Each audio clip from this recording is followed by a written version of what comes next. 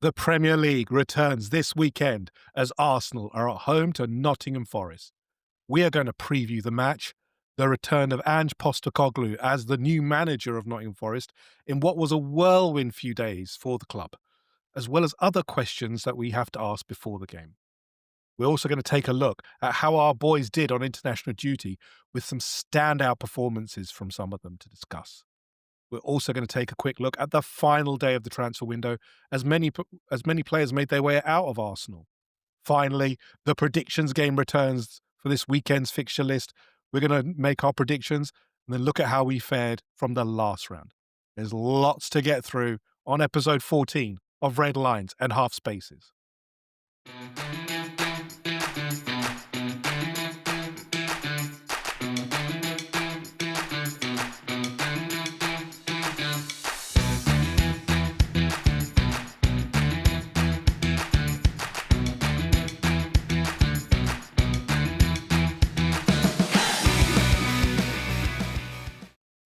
Welcome to episode 14 of Red Lines Half Spaces.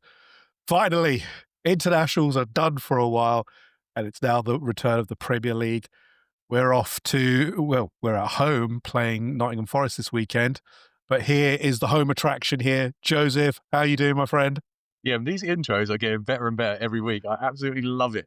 I'm very well, mate. I'm very well. We was just, prior to starting this, we was just discussing my very questionable dinner off air. So for those who do not know, and obviously you don't, Joseph, for as long as I've known him, because of his job, and I can't go into what his job is, but has a requirement that he has to have a relatively healthy diet. So every time we've got out, wherever it is, oh yeah, I can't have this. I have to have the healthy thing, and it's kind of boring, but we accept it because obviously it's Joe.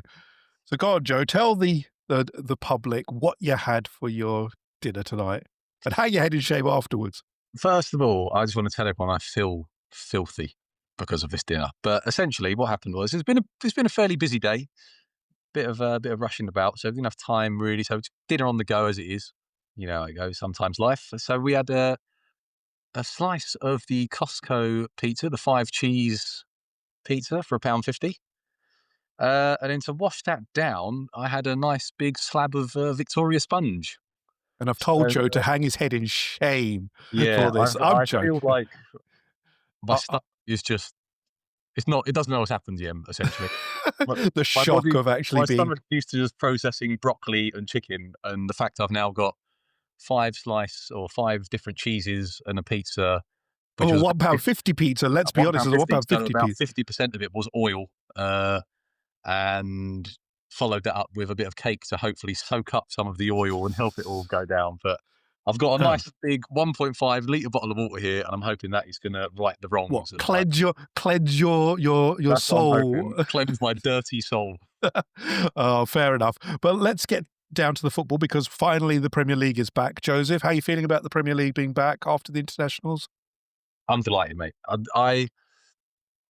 I'm sure, like most Arsenal fans, internationals just do nothing for me, really. I know there was a few World Cup qualifiers going on, and Arsenal players are obviously involved, and we'll go into it. But it sounds like we had sort of a fairly good international break for a change. But yeah, I don't really get into it. I kind of use the international break as a get away from football kind of thing. I tend to kind of disengage from it and use that as my kind of downtime, because I think otherwise I'll go mad. But yeah, what about you? Did you watch any of the games or anything? Or I watched the games, but I wasn't like invested in and building up to it. I didn't really interact on social media. Again, like you, I kind of downtime it. I've got, we've all got lives, and football takes up a quite significant part of it. But the only thing I always pray for in these internationals is no injuries. But the looks of it, we've come out of this pretty all right so far. So yeah, for me, club football for me is probably where my loyalties lie. I think it has swayed more towards club football now than internationals. But again, these are part of the fabric of football, and the next international break is not far off either. So it's it is. But let's cover off on the internationals.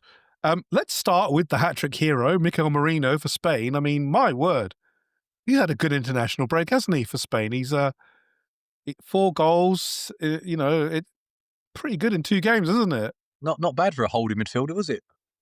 I don't know what he's not a holding midfielder, is he? Really? I mean, Very, there's a bit. very, very tongue in cheek. But no, he was just shows you, mate. We've got a very good player there, and I know obviously there was a lot of noise after the Liverpool game, myself included, saying I felt that we should have gone a different way. Um, but it just shows you that Mikel Merino, he's no slouch. He's Yeah, no mug. He wouldn't be starting for Spain, scoring a hat trick in one game, scoring another goal in the other game. So yeah, just it really really pleased for him. Really good goals as well. I saw a few of them. I think was it the hat trick goal he scored from outside the box where he kind of yeah. whipped in. I mean, we'll take some of that at the Arsenal definitely.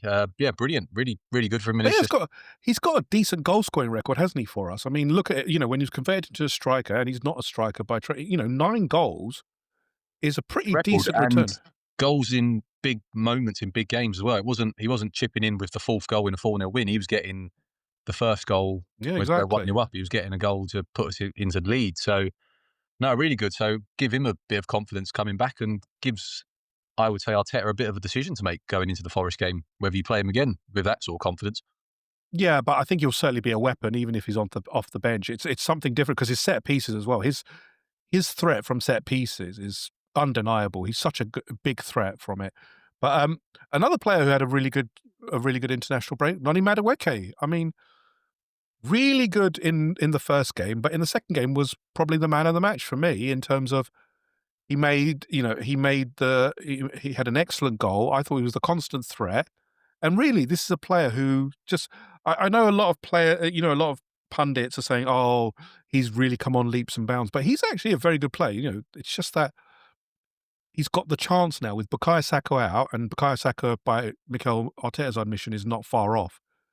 But he's a very good player, isn't he? I mean, he's got the potential to be, very special if he continues in this way because he's got the tools, hasn't he, Joe? Yeah, absolutely. And I mean, if I didn't watch any of the England games, mate, so we'd probably have to lean into you a bit more to speak on his kind of individual performance. But I saw his goal; he took really well. Lovely little flick around the corner by Morgan Rogers as well. Yeah, Beautiful little touch that.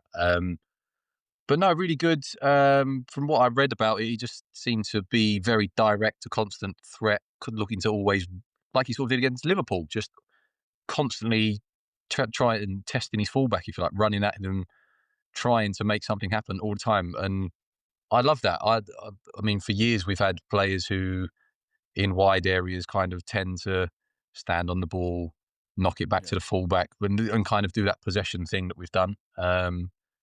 So to see him just with the drive, with that kind of mindset of I am going to get out my fullback and I'm going to make something happen. That's really positive for us. And the beauty of that is the fact he's had a good. I thought we had a good game into Liverpool. Obviously, got off with England. He's done quite well, and now he can come back to Arsenal. I would say he's probably fairly confident in starting on the right hand side against Forest. I'm sure we'll go into our full starting lineups in a bit when we do our preview. But really good, and again, really good for him because of the confidence. But equally, I think we go into Forest not panicking. Whereas yeah. before, if Saka was injured, we'd have gone, oh God, what's going to happen? Where are we going to go? But I think Madueke, the way he's kind of performed the last couple of games for Arsenal and England, you kind of say, no, do you know what? I'd fancy him to make something happen in that game, and he could be a really important player for us in that game. And it just, again, means there's absolutely no need to rush Saka back. Saka can recover, Saka can do his rehab, and there's no pressure on him to come back as soon as possible. We can just say, no, do you know what? We've got Madueke. He's doing bits. We can stick with him. Come back when you're ready. And that's what we've wanted, isn't it? We love Bukayo Saka. Bukayo Saka, there's no doubt, is a starter when he's at full fitness. But to have a player there who can stand in and deliver as well is what you want in a top quality team. And this is the thing, with Champions League coming this week, the games are coming thick and fast. It's not the case that Madueke is not going to get a game when Saka comes back. He's going to be playing. I guarantee it. He will get game time because I think he's shown he's a very, very good player. I think there's more to come from him. I think the confidence he'll get from this week's, um, his performances will only help him tomorrow. I think it's a really, really good performance. Declan Rice, keeps delivering from set pieces, doesn't he? That's I mean, he's getting to a point now where his free kicks are very, very influential in games, and his corners as well, aren't they, Joe? Yeah, it's wicked. We discussed this on the show a few weeks ago with Wally, didn't we? Yeah. And we said his delivery now. It's kind of if he can do it consistently, he could be looked at in the same thing as a David Beckham because Beckham's delivery was on point all the time. And at the moment, I feel like probably as Arsenal fans, we'd get mocked for making that comparison. But I think because we watch Arsenal weekly and we see what Declan Rice does on a weekly basis from dead ball situations, I don't think you'd find many Arsenal fans disagreeing with that kind of comparison, if you like, because it is just so consistent for club and country. It's unbelievable, mate. What he puts the ball in the same kind of area, if you like, that they're sort of like an imaginary sort of 2 yard box, if you like, and Mm. he puts it in there 9 times out of 10 in the same spot all the time. And to do that consistently from out there, yeah, different class, mate. And it's just become such a valuable weapon for Arsenal. And England would be stupid not to lean into that and use it for their own benefit. And also his assists could go rocket up, couldn't they? Because he's just getting assist after assist. He's already got 2, I think, this season from, set plays. So I think it's such a weapon for him, and obviously on free kicks as well, massive. Martin Odegaard, the captain, made his return to playing. Got created 2 goals and scored 1 himself as Norway beat Moldova 11-1. Wow. No, I'm glad the skipper is back. I'm looking forward to having back in the squad and also creating and assisting. That's what he's there for. So again, it can only do wonders, and everyone's wondering if his new haircut is the influence for it. I don't think so, but it's good just to have him back and, getting some assists and goals, isn't it, Joe? Yeah, I mean the haircut I think could be the driving force. Yeah, I mean Oh God. we all know what it's like when you go and get that fresh trim and you walk out the barbers, you feel like $1 million. And He Martin looks younger. Odegaard, He looks like he's back to where he was 15, like when he's Odegaard doing. has just walked on that pitch feeling $1 million and gone, do you know what? I'm back. And he's gone and slapped them up. So yeah, if he can bring that to Arsenal, brilliant. It'd be great just to see Martin Odegaard back in an Arsenal shirt on the pitch with a smile on his face and influencing Mm, games. Because I feel like it's been a while since we've seen that. So yeah. yeah, I'd love to see him come into the game tomorrow and really just stamp his kind of authority on it. And Yeah, it's a good game to come back into, and we'll yeah, talk about it more. Another player one of our new boys, who's had a very good international break, Pierre Hincapié, been very solid. 2 clean sheets. I think again, this boy looks very, very good. I'm very interested to see how he takes the Premier League because he just looks like a monster already. And we haven't yeah, even seen him play for Arsenal. did they finish second in their Yeah, thing, didn't they? So yeah, that speaks volumes for how well they've done. Considering, I think was it Brazil? Maybe were like they Brazil, spread fifth or Brazil. something. Yeah, I mean, again, Argentina. They won against Argentina. That's Yeah, yeah, the mate. world champions. It's very Yeah, impressive, and and the fact he's a is big a part big of it. part. It's not Yeah. like he's just a substitute. Like, he's one of the main men there. So Mm. very impressive. I'm looking forward to seeing him, especially since we've got a very busy week coming. I expect him Yeah, to get some game times, either tomorrow or against Bilbao. yeah. I do wonder. Obviously, we'll go into this in more detail, but it'll be interesting to see what kind of shape our teams take this week, and if Arteta is going to start using rotation more. Does it? It'll be really interesting to see what kind of lineups we see in the next sort of 2-3 games. I think Yeah, see where we go. absolutely. Because it's such a busy week. You've got Nottingham Forest tomorrow, then Bilbao, then Man City next week. You Mm. can't play the same team through Yeah. that. And, That's and impossible. not being funny, Yen, when was the last time Arsenal had a squad this big with this much quality in? Yeah, I, I, I don't think we've ever had it. I this is think the we've thing. had smaller squads with a better first 11, Yeah. but a true depth, as I in would I say can this is call. almost uncharted territory for us, really, as fans, seeing the amount of players that we've got who are of high quality and who can start games. So, no, I really hope this week that we see Arteta rotate because I think Forest and Bilbao, realistically, they're games we should be looking to win, even if we do rotate.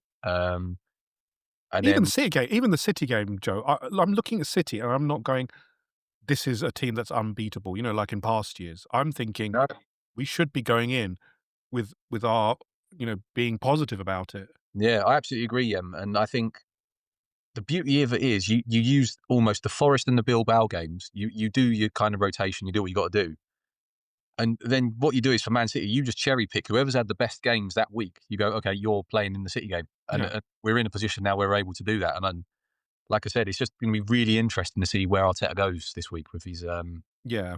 with his lineups. But we'll talk about the Nottingham Forest game in a minute. We're going to just cover off on a few bits. Transfer window. Transfers window is over. That's it. We're all done for a couple Thank of months. God, I am so glad it is finally over. Oh dear. But let's talk about the outgoings. Because the final day was pretty busy, and obviously the last minute deal that happened at the end took us all by surprise, really. And we'll talk about that at the last minute. But the first two that went out the door really were Sambi Lokonga and Fabio Vieira left for Hamburg. Interesting deal. Sambi on a permanent deal, Vieira on a loan with an option to buy 20 million. Again, I think, look, Sambi was never going to make it Arsenal. It was clear for a while. Mm. The fee is not great, but he's had a year left on his contract. I think this one, it was about getting his wages off the books, wasn't it, really, Joe?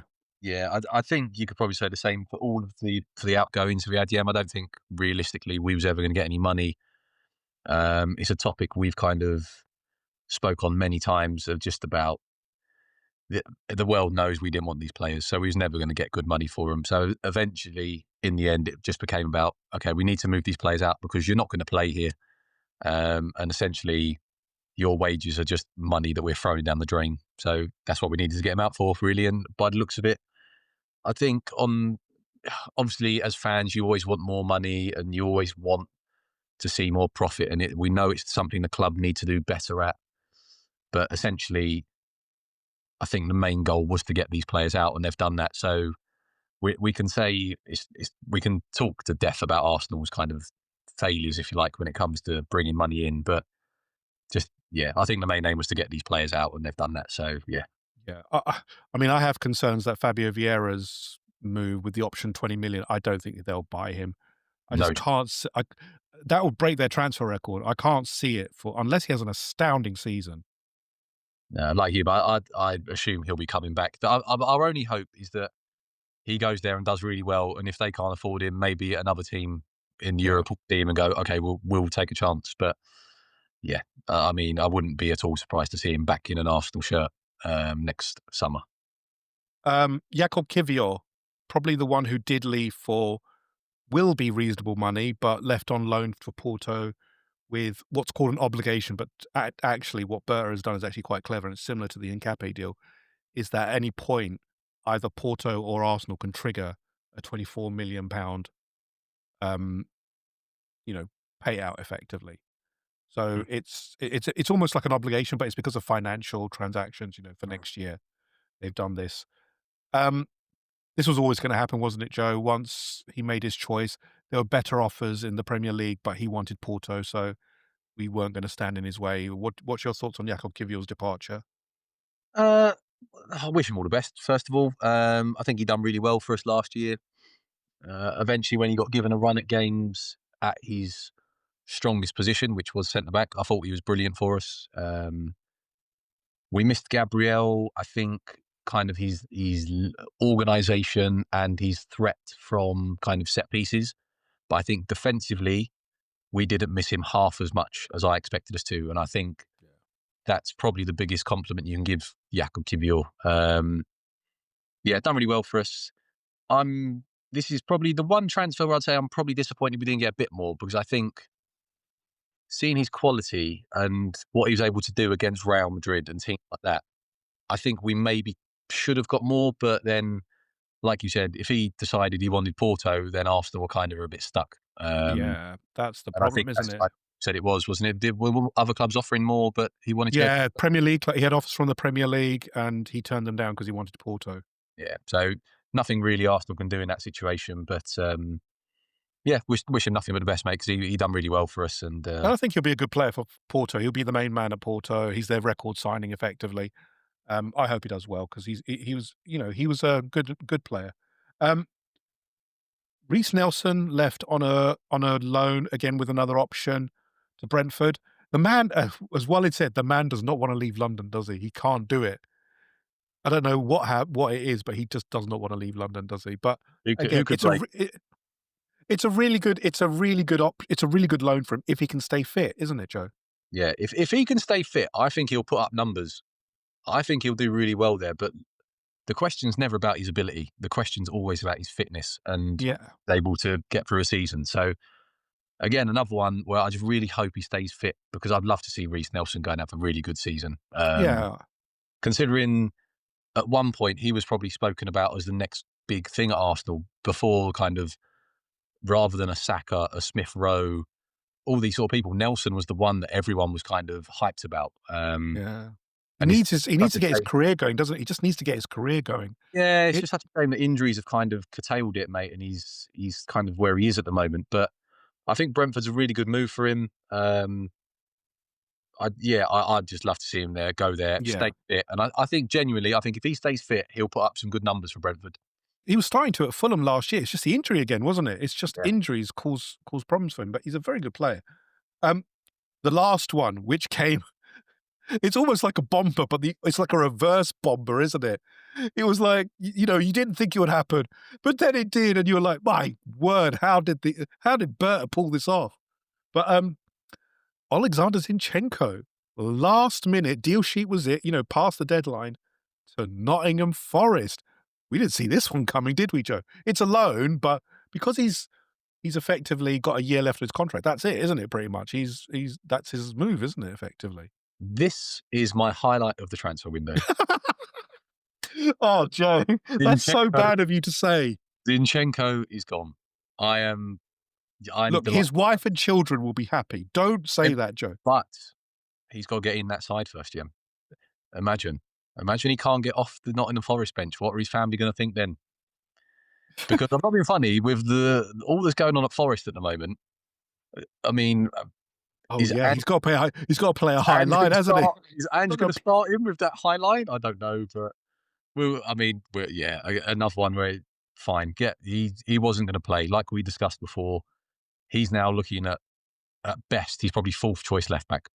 And I know Arsenal get a lot of injuries, but realistically, we weren't going to see him very much at all this year. And his wages were so, you know, to get his wages off the book, if we even got a portion of his wages off, that's Yeah, massive, isn't it? yeah, it's a big wage. So shout out Edu, great work from you, sir.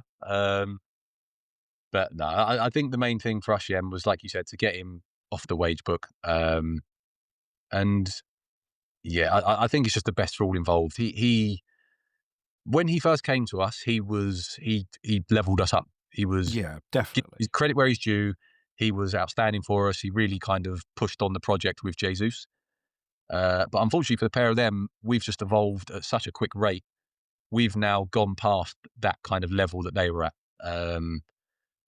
So yeah, I think the game's also gone past Zinchenko because it's now not really you invert, but you don't invert to what he used to do, which was very easy OZ. It was different. He could get his pass off. But mm, players are inverting and have to be still very athletic, move quickly.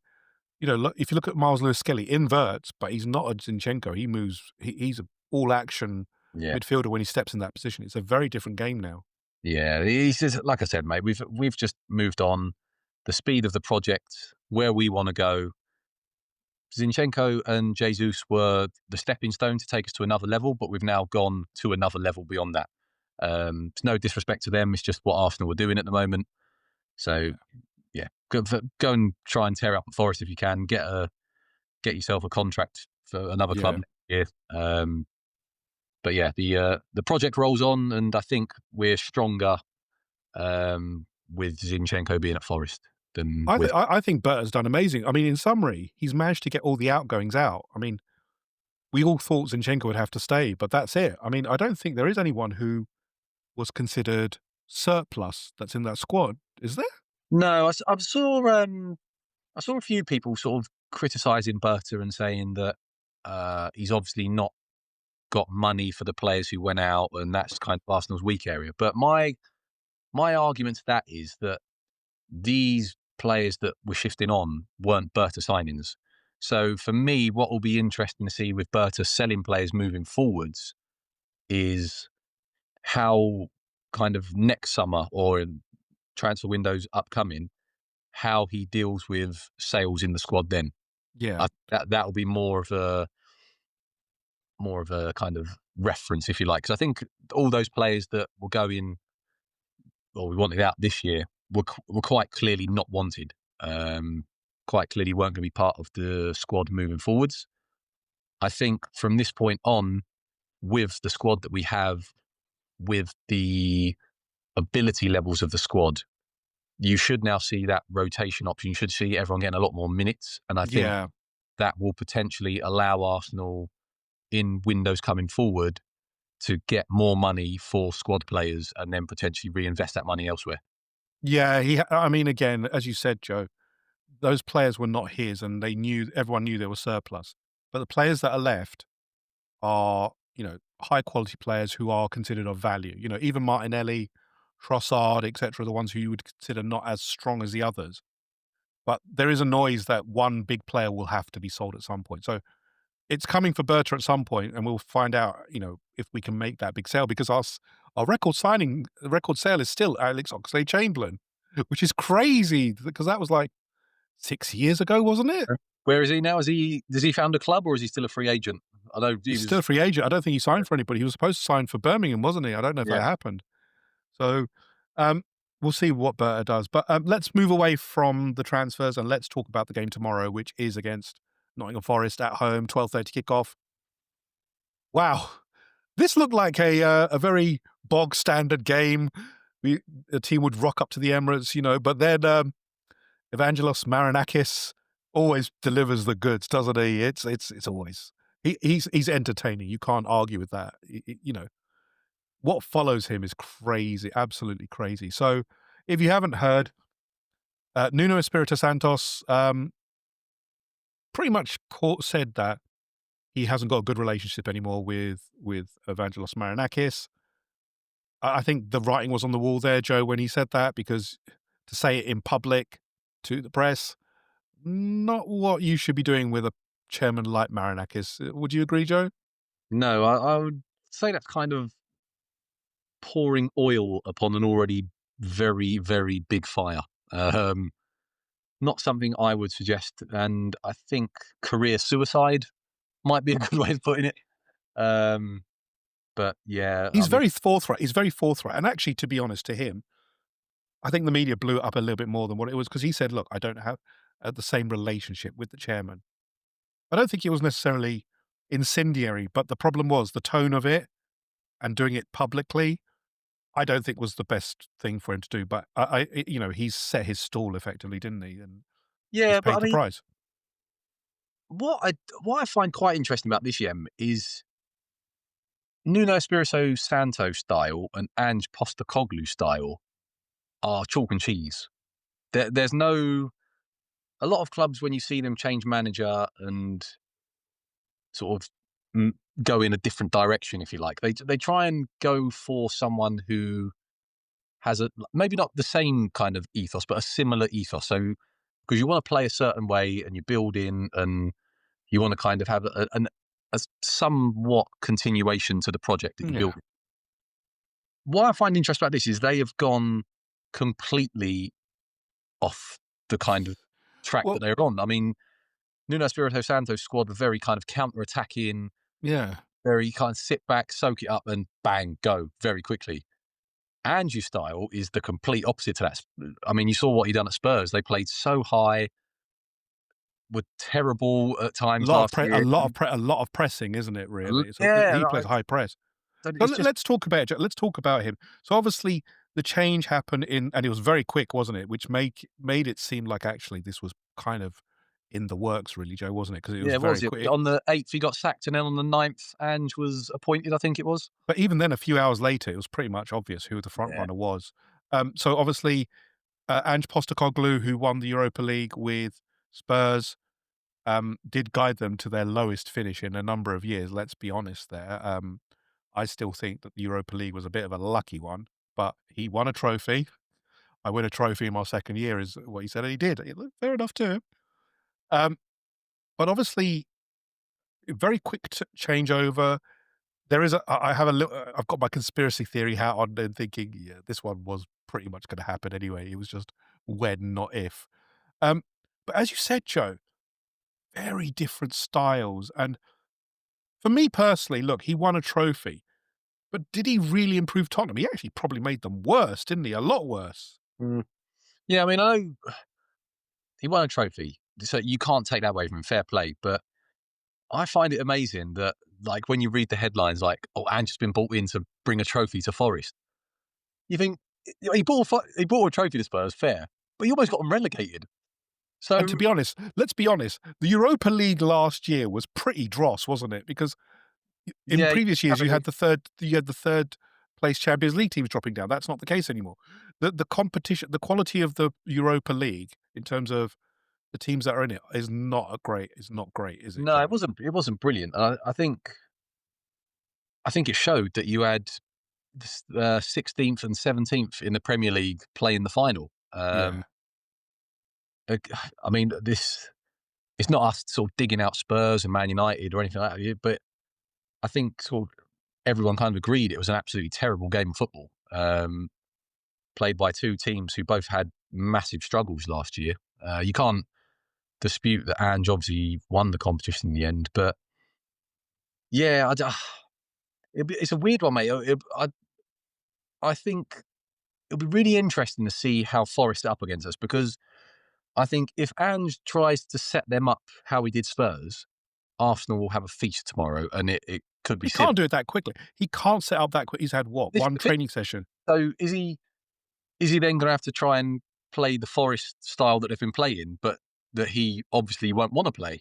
So he'll be Or playing a can't play. system I don't think he can actually coach that kind of thing. I assume he's this, gonna hand it off to the assistants, but I think he's brought all of his staff along with him as well, hasn't he? It's been yeah, a this is so it's going to be very interesting to see if he goes okay for the Arsenal game. We'll kind of have to play how you've been playing, and we'll stick to that for tomorrow. Or does he go, no, this is my system now. We're playing my way. mm, And so it'd be interesting to see what happens. And I uh, think if he tries to go in the Ange mould of last year and high pressing, mm. all that, I think Arsenal could get a very, very good result tomorrow. So yeah, it'd be interesting to see what happens. And like I said, it's just fascinating that they've gone from almost one extreme to the other in terms of playing style, and yeah, very strange. But also as well, Nottingham Forest have not been, amazing in the 3 games they've started off at. Started off, you know, uh, their first game against Brentford, they won, um, 3-1 at the City Ground. Great start. Crystal Palace, they drew 1-1 against a team who had just played a Europa, Mm. a Conference League qualifier. But the last result was very surprising at the City Ground, which was they lost to West Ham 3-0. I mean, the form book is a little bit weird, isn't it, Joe, with Forest in terms of what they've gone into? Yeah, I, I mean, we do our predictions obviously, and I don't think obviously Dan joined us from the BBC as well, and I don't think any of us had Forest to No.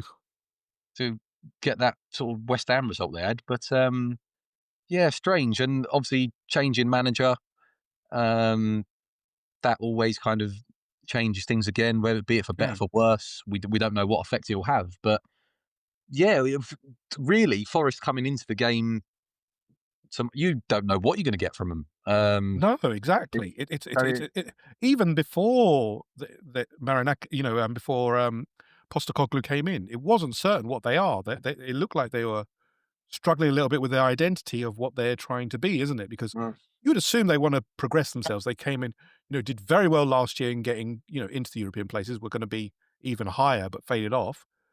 So you do wonder if they're trying to press on and be that kind of, "Oh, we wanna stay in the top half of the table in the European places," but that's very hard to do, isn't it, Joe? And also Yeah. they lost their best player really in Anthony Elanga to Newcastle, who's a big loss.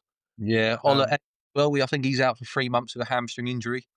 yeah, So that but, for them, he was such a big weapon, wasn't he, with, yeah, couple Hudson-Odoi? yeah, there's a couple of big losses for him. But yeah, it's just gonna be really like we said, yeah, well, we just don't know what to expect tomorrow Yeah, from them. exactly. They could turn up and be brilliant. They could be really kind of solid Mm. and kind of really dangerous on the counter attack. or they could just be a complete mess and be all over the place. I mean, either of them options, I think, are quite viable, and you wouldn't Yeah. be surprised if it went either way. So, yeah, And they bought a bunch of players as well. They've had a very, Edu, obviously we know Edu's history, but they have bought a lot of players. If I look at, Nottingham Forest transfers, they have bought, so if I look at their players that have come in, Amari Hutchinson, 43 million euros, 35 million pounds. who then Their left biggest sign. out of their Europa League squad, was he? I can't answer why that was. Dan and Doy, very good player. I'm very impressed with him, actually. I like the look of him. But that again, 35 million-ish, that's a big transfer fee. Dialane Bakwa from Strasbourg, 35 million. Arnaud, Kelly Muendo from Stade Rennais, very good centre forward, apparently. One of those big ones. James McAtee from City for, just under 20 million. Igor Jesus, who was very well thought of um, in Brazil. Nicola Savona, Yaya Cunha, Douglas Luiz as well. Very experienced Premier League campaigner on loan, but that could be eventually a fee of like 40 million euros. Then you've got Zinchenko. They've bought almost, 10 players. Mm. I mean, Yeah, they're a going lot to of make a players. go of it. They're going to make a go of it. Yeah, I suppose the only benefit for us is that bringing that many players in, it does take time to gel. It takes Yeah. time to fit those players into a system, to get them all familiar with that system, to get them all familiar with each other. With a Um, new system now, obviously, and the high line. yeah, so yeah, I mean, if hopefully turns out we're playing Forest at a good time because James McAtee, we saw what he done for City. He was brilliant. We know what Zinchenko is capable of on a good day. He doesn't play tomorrow. He can't play against us tomorrow, obviously, because No, he's like I said, Calimendo's a good centre forward. So they're good players. It'll just take them time to kind of bed in. So I mean, after a few months, you might see Nottingham Forest kind of rediscovering the form of last year, if you like, and being a bit of a problem for teams. well, they've also got the Europa League, so that's a big challenge for them. That's Yeah, always a big that's challenge. a good point. But yeah, hopefully we'll get them at a time when it's all kind of a bit chaotic, all a bit up in the air, and yeah, Yeah. hopefully it'll work in our favour tomorrow afternoon. So let's talk about the Arsenal perspective here, Joe. We lost, obviously, our last Premier League game against Liverpool at Anfield, 1-0, free kick. The discourse has been nigh on silly, I think, from some commentators in that, oh, it was such a poor performance, etc. Look, I think there are certain elements, as we talked about on our post-match review, that we would have been happier with, but it's a 1-0 against your top six rival away. I don't think I particularly am not losing my head over it. I don't think this is the end of the title race. I think it's an unfortunate result. I think if we'd got a draw, I think we would have looked at it very differently, and it wasn't that far off being a draw. So, um, but obviously we come into this game. I think we do need a win to get back on the horse, if you call it that, Joe. I think we've got a very good opportunity to do that, but we've got a very tough week, as we said. We've got this game, Bilbao with the Champions League starting away, and then obviously Man City. I think we have to push the boat out for a win here, don't we, Joe? This is not a case of it's early in the season, we can't win this one. These are the games you have to win, isn't it? Yeah, I don't think it would be, or I don't think I'm being unfair to suggest that we need 9 out of 9 this week in terms of points. I think starting tomorrow, home against Forest, if you want to win a league, if you want to be up there coming in the season, they're games you win. Mhm. Bilbao, obviously played him in pre-season, very different, I know, but you've almost sparred them, to use kind of like a boxing analogy. You've had a bit of a And spar.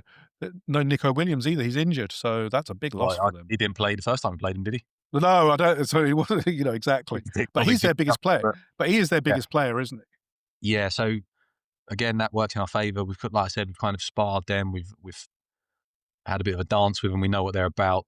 We should be able to go there and turn them over. And then the way City have started, don't get me wrong, with Haaland, Rodri, Ryan Cherky, they're still a fantastic team, got fantastic players, but they're not the City of old that we're used to over the last few years, the treble winners. They're not that team at the moment. And they've got injuries as well. I'm Mamouche, the latest to go down. Yeah, I mean, down he's the international break, didn't he? So we should go into that game again, home, full of confidence, looking to win that, especially coming off the back of the result we had last year against them. Um, so no, it's a big week. Like we said, the Liverpool game, the kind of the rhetoric and the analysis that came out from the media, I think, was almost sort of disingenuous, and it was almost the usual case of let's all dig out Arsenal. Mm. The week before, when we went to United and won 1-0 in a scrappy kind of result, that wasn't good enough. Liverpool get a scrappy 1-0 and everyone's praising them and saying that's the performance of champions. So it just shows it when it's Arsenal, it's a different account to Yeah. anything else.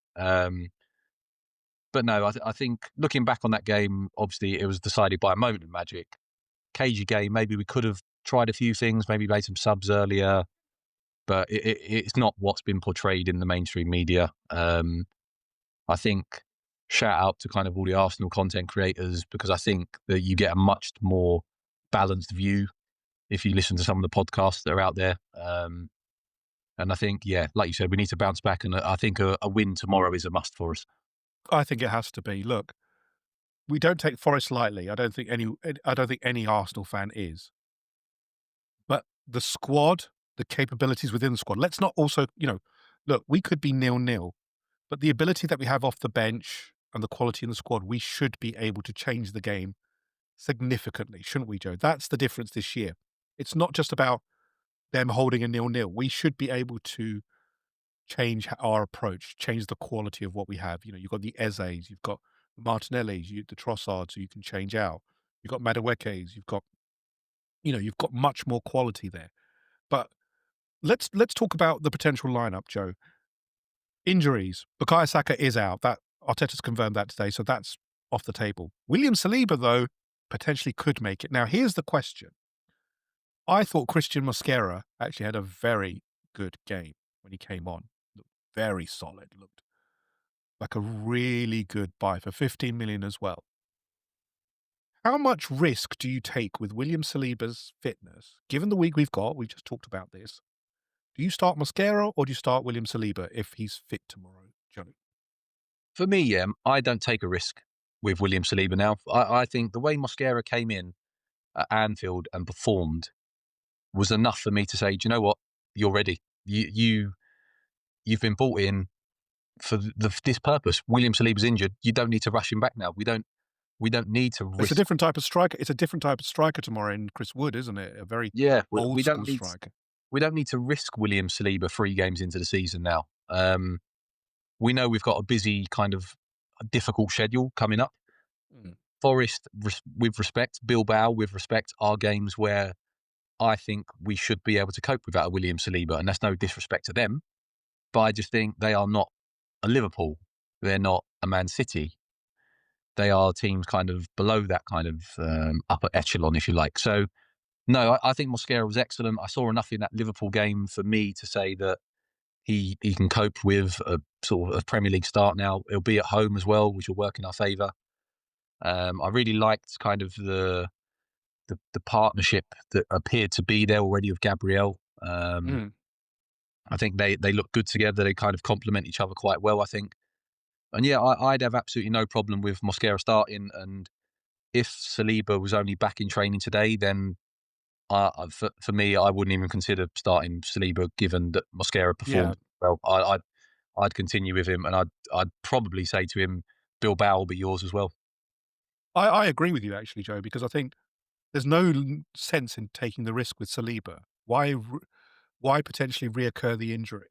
Mm, Mosquera. This is why we've got the deep squad this year. This is why we've mm. got the quality of players like Mosquera for this reason. Tomorrow, I don't have any issues with it. Um, but let's talk about some of the other issues. Ben White is back, apparently in training, so it'll be interesting to see if he starts or Timber starts, because again, I don't think there's much difference in terms of the quality. I think Timber is probably the best one-on-one defender in the league, but Ben White is not far off him either, and I think it's just different quality. But then equally on the left, you've got Miles Lewis-Skelly, Ricardo Calafiori, who started the season very well, but now you've got Piero Hincapié. So who starts for you on the right? Let's call the right for the moment. Let's go with the right, Joe. Who starts for you there? Ooh, tricky one because Timber and White, there's not much between them. I Hmm. don't. I think you could start either of them, and I don't think many people would turn their nose up. Um, I Who'd you go think. with? I think I would normally go with Timber, but I think given what we've seen recently, obviously he went down at the end of the Liverpool game. Not sure what that was about. I know he got some minutes, didn't he, on the Yeah, international as I well. think it was I think it was cramp. I think it was cramping up. You know, Yeah. it So was I just just think let's be smart. We don't need to kill him. We know Timber's a very good player. I mean, you could stick Ben White in for an hour, give Timber half hour at the end, and then you could reverse that against Bilbao, and then have your pick for who you want against City. Um, Mhm. so I think I'd be tempted to start Ben White just to give Timber a bit of a rest. Okay. Just obviously Ben White's had the international break off as well, so to have Yeah, sort of cover and get fitness, whereas Tim's been playing. So I think it might make sense in a home game against Forest to give Ben White the start rather than killing Timber so early. I think I'm going to go the other way. The reason is that Callum Hudson-Odoi, very good winger. I Mm, think you want a one-on-one, and I think Timber do that. I think Ben White will start the Bilbao game though. I think that's mm, perfect for him with Nico Williams out. You've got an understudy, so I think that's perfectly made for him. If I don't, I expect to see him at some point in this 3-game run. mm. Left hand side. Now this is the interesting one because there's so many good options here, isn't there, Joe? Yeah. You've got Riccardo Calafiore, who's looking very good. Had an excellent game, I think, against Mo Salah. Yeah. Kept him quiet. Did a defensive job, which he's not. He's a good defender, but it's not what his strength is. Then you've got Miles Lewis Skelly, equally as good, just different quality. Then you've got Piero Nkapie, who's, as we said, 2 clean sheets, one again against Argentina. It's very solid. The difference being he will go on the outside. And so how do you see this, Joe? Because there's such depth there. I know obviously Nkapie and Calafiori can also play at left centre back as well. So Mm. you've got that option there as well. I mean, what's your feeling on this one? I wonder, yeah, before I go into what I think we'll do tomorrow, I wonder if we're going to see Arsenal this year almost have partnerships.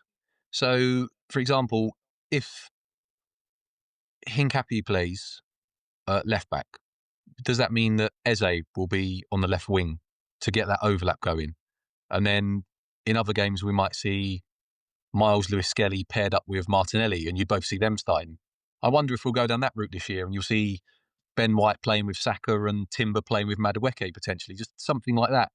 I wonder whether you might see this season those kind of partnerships, if you like. So if one plays, the other plays, Mm. and they sort of complement each other.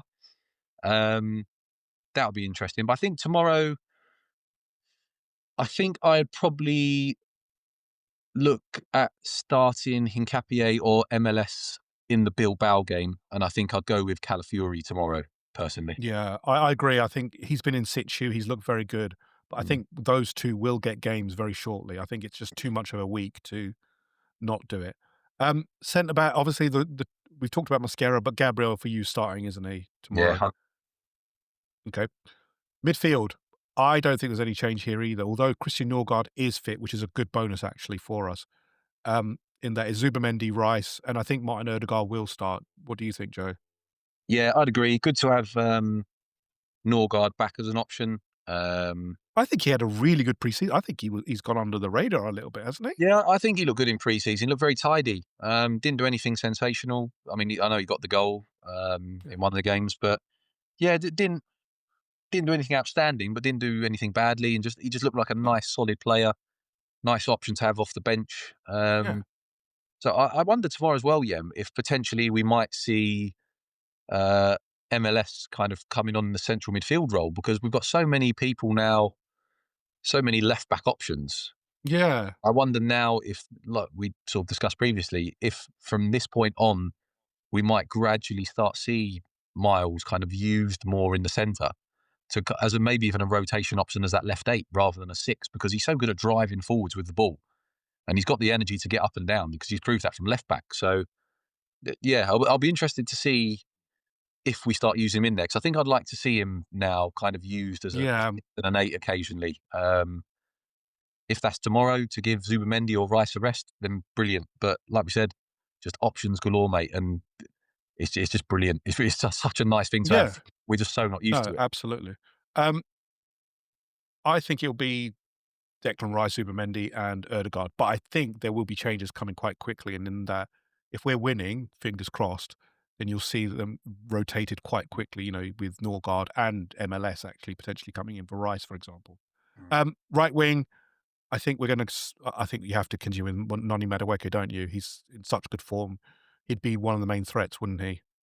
Yeah, I for me, I'd go Madueke on the right. And then who's your left winger? This is the interesting one because we've talked about Martinelli, and unfortunately, he is in a bit of a mire at the moment, and that did continue with Brazil. Unfortunately, he didn't really look great either. He had flashes, but it wasn't amazing, and that was against Chile as well. Mm, All respect to Chile, it's not exactly the mm. same level as the Premier League. So, what would you do, Joe? Would you go with Eze, who had 20 minutes where he looked very good against Liverpool? Yeah, Martinelli's in a bit of a rut, isn't he? So again, I think what I'd probably do, I'd probably go Eze tomorrow, being a home game as well. I think the feel good factor that would come with seeing his name on the starting 11 and the energy that would give to the crowd at kickoff to see him coming out in the 10 shirt. Yeah. I'd go with him personally on the left. He's Obviously, something different, is it? He's unpredictable as well, so yeah, Forest he's couldn't really game unpredictable. And plan for obviously, him. we're taking into account as well, Martinelli has been away in South America. It's a long flight back from there.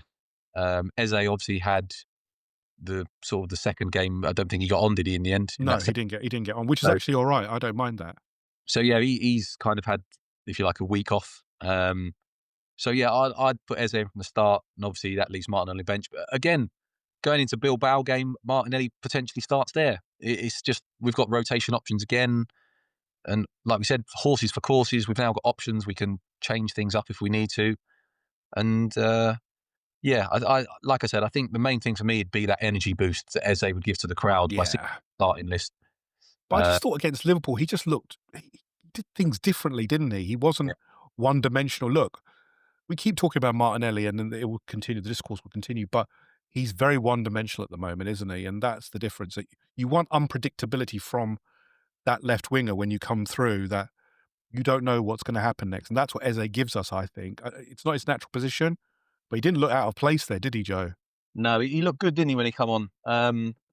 I think that's maybe partly because Martinelli didn't offer a great deal. So as soon as Eze done something, it stood out a bit more.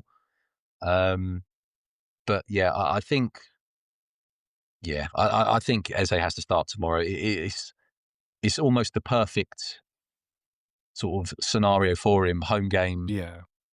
back off the You want international him that break. you want him in that, as you said, the feel-good factor, the first appearance of him in at home, you don't want Yeah, it off the bench because it just no, feels like it's, you want him. your You want him in biggest. from the start. He's a big game player.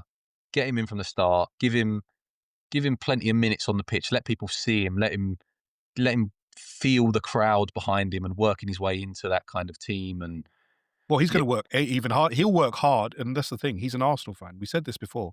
He'll give that extra 10%, won't he? Because as a fan, he'll want to compete. yeah, He'll want to cement himself. it'll count for a lot. You've seen the amount of content Arsenal put out over the Eze signing and him going on the pitch that day, behind the scenes of that, behind the scenes on his first day in the training ground, behind the scenes of him having his breakfast before he came to the club. And yeah, they're running out of content. So get him in, get him starting, and let's see what he can do for us. Yeah, absolutely. Then up front, I don't think there's an argument because he's the only striker we have right now in Victor Gyökeres, but I'm gonna ask you this question, Joe. There's a lot of noise around Victor Gyökeres, especially in the Liverpool game where he didn't have much, but we kept saying, "Look, there's no service." I think tomorrow is the kind of game that you would think you need a Victor Gyökeres. You know, similar to the Leeds game where, no disrespect, but it's not the top echelon of defenders. Very good defenders. You see those defenders and, you know, Murillo, et cetera, very good. But if Ange plays even a semi-high line, for example, you'd think that Gyökeres should be going, "This is my kind of game. These are the games I should be winning." He's had, but Arsenal need to create for him, don't they? Madueke, Eze, Zubimendi, or Ødegaard need to create for him, don't they? That's the problem. He can't do it all alone. Yeah, I'd fancy tomorrow, yeah, with starting Zubimendi, Rice, Odegaard, Madueke, Eze. I'd fancy Gyökeres to get plenty of chances with them players on the pitch. And like you said, it And is if he can't score, then I have a problem because he's an exceptional shot taker. We've seen yeah, that. for me, that it's not so much the not scoring, if you like. It's more I want to see him in the box. I want to see him getting shots off, having chances. If he has a load of shots and hits the post and keeper saves and stuff like that, I'd much rather see that than him not really kind of doing anything and not scoring. So Yeah. because eventually one of them will go in, and Mm. that's what life is as a striker. But no, I think, like we said, with that starting lineup, I'd expect him to get plenty of chances. Um, Sorry, I've just seen breaking news about Alessia Russo scoring 5-1 to the Arsenal for Arsenal ladies. So that's a good little result for them. Yeah, and the keeper had a mare to let West Ham in first. So No, yeah, I'm glad we got back to that. But yeah, but no, um, I'd start Gyökeres, and then I'd be tempted as well, yeah, tomorrow if it allows us at some point. I'll be tempted to throw Martinelli up top to yeah, just to let him get some Rather, confidence in that yeah, rather position. than being on the left, let's throw him in at centre forward because we know he can finish well when he's confident. Yeah. So let's throw him up there. Let's get him a change of scenery. Let's let some people feed him with chances and see if he can get a few goals and start discovering a bit of confidence that way. Yeah, exactly. No, I'm all for that. All right, we've covered the game. Let's get to the real meat of it, the predictions game. Oh God, I think I've lost this one, haven't I already? I think I'm like 2-0 down. God, Joe, put me out of my misery. Where are we at? Where am I at? God, so we should probably wipe off game week 3 because we both got 10 points each, which is an absolutely abysmal total.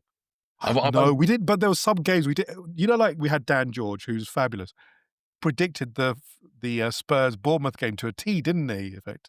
so Dan, I think he predicted 2-1 to Yeah. the Bournemouth. So Dan actually won. He got 15 points. He didn't do a lot better than us, but he got 3 correct So results. Dan, if you're out there, Yeah, congratulations. Have a pat on the shoulder. We'll, next time I see you, I'll get you something nice. yeah. Who would have thought it? A BBC journalist has more insight than we do. But no. So yeah, Shame. The shame of it. The shame of it. Dan has survived for another week. He can keep his job. He hasn't been.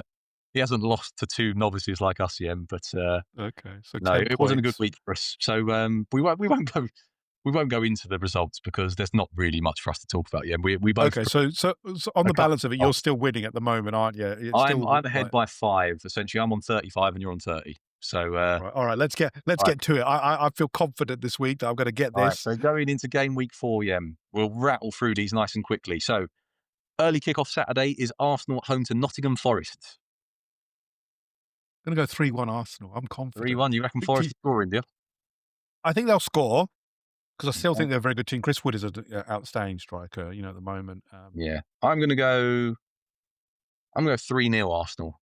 I'd fancy us to keep it Ooh, clean. clean sheet. I fancy us to keep it Okay. clean. Okay. Go on. Newcastle at home to Wolves. Interesting one because I thought against Leeds, Newcastle were pretty poor, Mm. but they've got their strikers. Visser is injured straight away, Yeah. so that's what. But Voltemade looks like a interesting buy. I'm interested to see, but I think they'll have a bit more. I think Wolves have struggled a little bit start the season. I'm going to go with a 2-1 to Newcastle. 2-1 home win. Anthony Gordon still suspended as well, isn't he? Yes, 3 games, isn't it? Yeah. I'm gonna go for. I think this is gonna be a rather drab kind of affair. So I'm just gonna go for simply because Newcastle at home and Wolves haven't started well. I'm gonna go for a 1-0 Newcastle win. Okay. Also, it's Chris, a big week for Newcastle. It's a new big week for Newcastle, isn't it? Back to the Champions League. yeah, back in Champions Leagues, and they could do with, well, Gordon will be back for that one, won't he? And they'll have a few sort of players around the crowd behind him, so they should do okay, I think. Palace at home to Sunderland. I'm going to go with the Palace win because I think Palace are actually doing really Started really well. well, haven't they? Yeah. Yeah, and I think Sunderland are a bit up and down. So I'm going to go with 2-1 again, Crystal Palace. I think they're a 2-1 very good Palace. side. Yeah, likewise, mate. I think Sunderland will be more of a threat at home than they are away. Yeah. And like Palace have started the season really well. Glasnow's got them playing some good football again. So Mark Gahey staying is an absolute yeah, that's massive piece of business. massive for them, isn't it? So I'm going to go for a 2-0 home win for Okay. Palace. Okay. Next one we have is Bournemouth at home to Brighton. That could be a good game. Very good game. I think this is going to be a draw, actually. I Mm. think they're both very good sides, both set up with very tactically astute managers. I think a 2-2. Oh, I was going to go for a 2-2. Yeah, you got. You can still go for it. There's nothing wrong with that. I mean, I could just copy all your results, and then if we did that for 30, I'd win. Bournemouth, right? Okay, I think that will be a draw as well, but I'll go for 1-1. Okay. I think it will be a draw. Everton at home to Aston Villa. I think Everton have started very well, actually, and Jack Grealish is right in form. I actually think Everton will win this. I think a 1-0, actually. 1-0 to Everton. Yeah. The thing is, I think at some point Villa have got to start playing, haven't they? Because I don't think they've really done anything yet this season. I can't Uh, see it. I think they've lost a lot of spark, haven't they? yeah, I think I mentioned it before the international break. One of a good mate of mine's a Villa fan. He said they've not scored a goal yet this year. I So don't see them scoring again in this one, do you?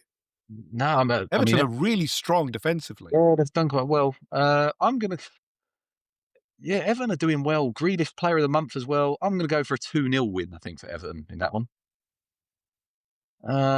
Next one, Yem, is Fulham at home to Leeds United.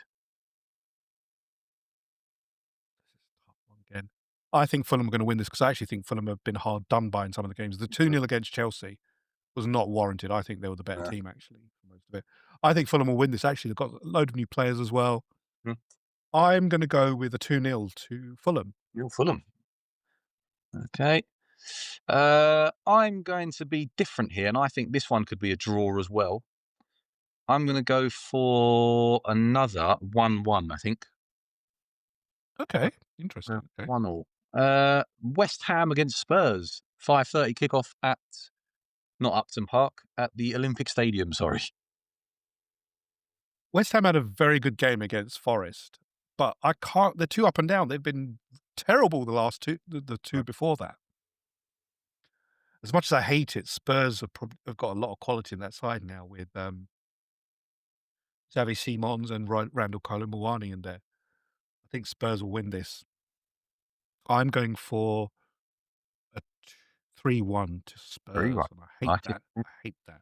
no, I agree with you, Em. I think this will be a win for Spurs. I think the only thing that might play into West Ham fans is the fact it's a later kickoff. So I think there'll be a bit more of an atmosphere there. There's not much atmosphere at the London But Stadium, it I'll gets be very quiet honest. very, very quickly, doesn't it? Um, Mm.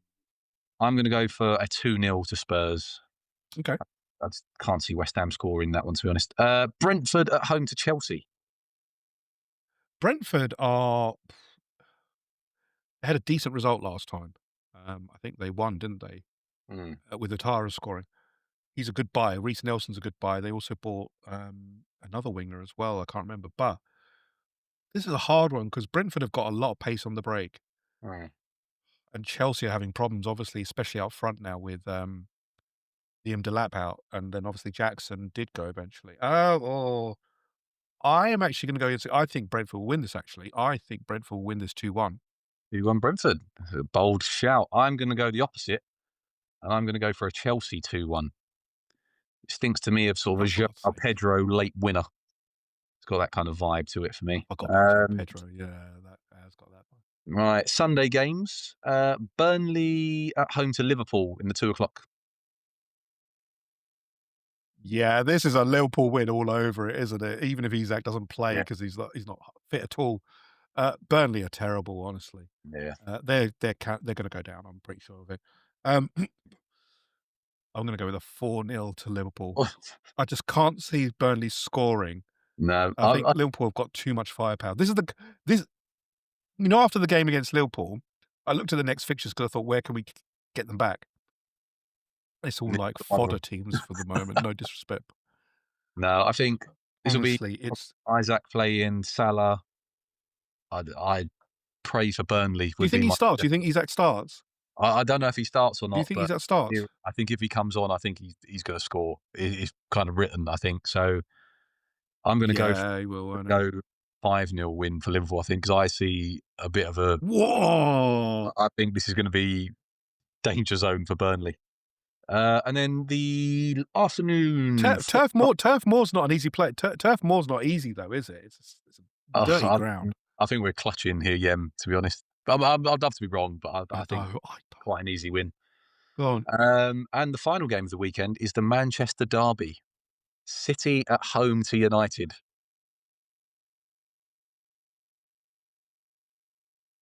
I can't see anything but a City win because United are awful. Even without Onana now. Have you seen that song, "Free from Onana"? Oh, it's such in my head. Ooh-ah! It's from Boots Bats. Boots Bats the legend. His songs but that one was just different level. Onana's obviously gone, but Bate, I can't say his name properly. Their second string goalkeeper is still gonna be the choice for this one. Lehmann's their new one. I don't think will start, but yeah, City will still have too much. Interesting to see how Donnarumma plays in Mm. this kind of system where they use a sweeper keeper typically. If he even starts, I think he will. You don't buy that kind of quality and just say, "Yeah, you're on the bench, mate." I think Haaland's in form as well. United are really awkward when they're playing against the big teams, aren't they? This is the thing, I can't tell. I'm gonna go with a 2-1 to City. Yeah, I was all the points you've just made. I was thinking exactly the same. Recent years, I feel like I could be wrong, but I feel like City and United at the Etihad's always been a bit of a scrappy game. I mean, we had the year Yeah. City just trouncing them, and now they've become a bit all over the place. I'm going to go for a really kind of. I'm going to go for a 2-2. I know United Oh, you're aren't. going for a draw! I Whoa! don't know why, but something about this United team. I saw enough when we played them to think if they can perform like that in the big games, they could get something. Maybe this Do is you think foolish, Sesko start? but Do you think I'm. Sesko starts and scores? This is the interesting one, isn't Oh it? God, I really don't know. It'll be interesting. Like I said, I saw enough when we played them to think that they could cause teams issues, but then they followed it Mm. up with that absolute garbage the following week. So I don't know. A Manchester derby is a game you're going to be up for. So I think you could see the good side of Man United in this one if you want. And City haven't been blowing teams away. They It themselves is have at the won. Ci it is at the Etihad. It's at the Etihad, though. Yeah, they've lost Marmoush as well. He's obviously went down in the Yeah, international break. Rico Lewis is out as well now. Rico Lewis got injured. So yeah, The injuries are mounting, aren't let's wait and see. But yeah, results they are all logged. Predictions are in. We will come back on with the review show, and we shall go through and hopefully, we'll have more than two correct results next week. Oh, please let it be. But, yeah, the predictions game is over, and that's the show over as well. We will, be watching the Nottingham Forest game, an interesting contest as Are we've you there talked tomorrow, about, Yen? but no. So I've sold my ticket on for tomorrow because I've got, I've got some commitments. Okay, Are you going? I am. Yes, mate. We will be there. Enjoy the game. We will enjoy early kickoff means the rest of your day is I, gonna be I free, don't mind an hopefully. early kickoff, mate. I don't mind an early kickoff. I don't know, I don't either, but, hopefully it sets you up nicely for the rest of the day. Because when an Arsenal win, I know all the fans know this, when you've won, the rest of the games don't really matter. You just enjoy the game, enjoy The the rest of the weekend just week. flows beautifully, doesn't it? You can watch all the other football and without a care in the world. The opposite side is, though, if we don't, I'm not saying we're not going to, but then, yeah, it's awful the rest of the weekend. Yeah, weekend ruined. Um, But hopefully but thank you. that shan't be the Go on. case. No, it shan't be the case. We shall be watching eagerly. Yeah. But thank you, Joe, for your time as always. Really appreciate it. Um, Thank you to everyone who's listening as well. We're really appreciating the love that we're getting. I know, um, we haven't had a pod for a while, but obviously with the international break, and also if you can't tell, I've got a bit of a cold as well, so I do apologise. Um, but we're going to be there. We'll have a post review of the Nottingham Forest game, and then we will be talking about the Champions League as well. Busy week coming. But thank you again for listening to us. Do subscribe. Do keep listening. Check out the TikToks. Check out the YouTube channel. And we will catch you on the next episode of Red Lines Half Spaced. Bye for now.